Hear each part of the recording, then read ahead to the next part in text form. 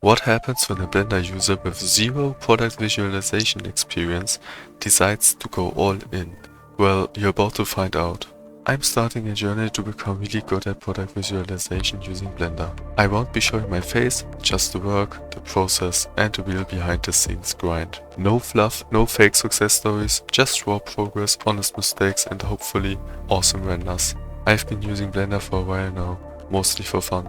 I've done some modeling, lighting and rendering, but nothing specifically in product visualization. So I'm not starting from zero, but I'm definitely not a pro. I chose product visualization because I think it's one of the most practical and in-demand 3D skills right now. It's used in e-commerce, ads, packaging, tech, beauty, almost everywhere. And the best part, you don't need to model characters or build entire worlds. Just a good product, solid lighting and great materials.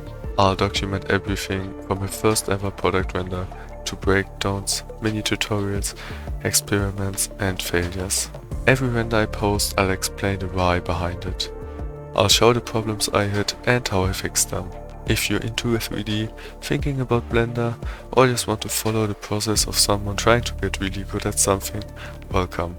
Let's build this in public, one product at a time. I'll be posting regularly, so if you want to follow the process, hit subscribe. Drop a comment if you're on a similar journey or want to start.